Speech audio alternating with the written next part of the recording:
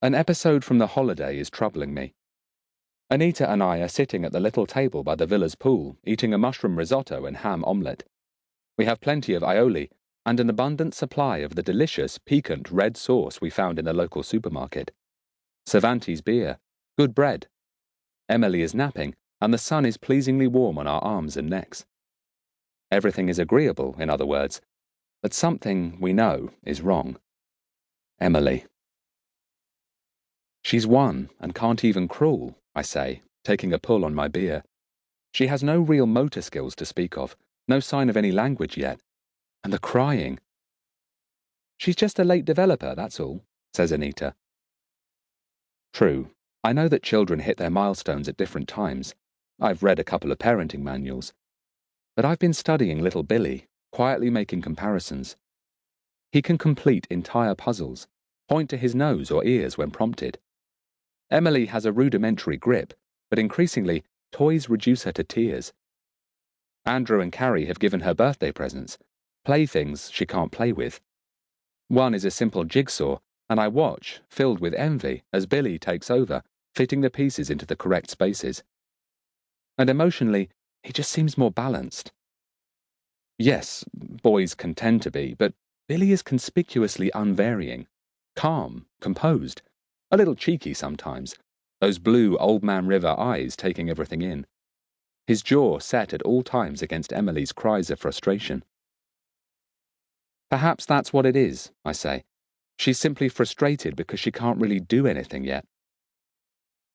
I push my plate away. The NHS one-year developmental review is due soon. We'll see what answers that yields. But for the first time, I experience a stab of fear somewhere in my lower intestine that there might actually be something wrong with our daughter's development. Back in the high-windowed flat, steam issues in great jets from the boiler flue next door. The leaves are almost entirely stripped from the trees now, exposing St. Andrew's ugly, chimney-like spire, visible from the kitchen. Emily's crying still preoccupies me.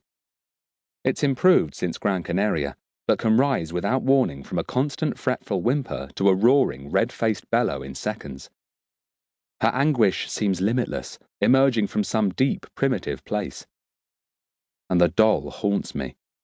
A doll is, after all, an effigy of a child that can't move. I try to focus on the holiday's happier moments. She loved being held up to paddle in the surf, watching the waves' foam draw back swiftly through her toes, even though she didn't like the island's gritty, dark grey sand. The measured repetition of the sea's motion delighted her, coming and going, coming and going. But the crying would soon start, and we'd pack our things, leaving Andrew, Carrie, and little Billy playing happily with his bucket and spade. One night, not long after we returned to England, Emily wakes at 3 a.m. and cries bitterly for a full hour. This in itself isn't unusual, but something is different. Her eyes scan the ceiling of her room in fear, as if it's about to cave in. She seems disorientated, terrified. Her expression says, "Where am I? What is this strange place?" I've always been aware that she's sensitive to changes in her surroundings, but this disturbs me. Everything is tried. Calpol, rocking, taking her into our bed. In the end, only songs work.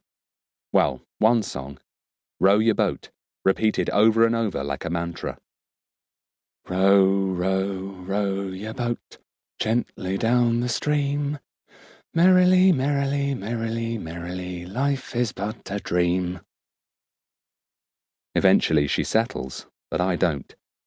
I lie awake, listening to mother and baby's breathing, haunted by visions of the hire car's brakes failing on that mountain road. And something else. Some sort of darkness I cannot fathom.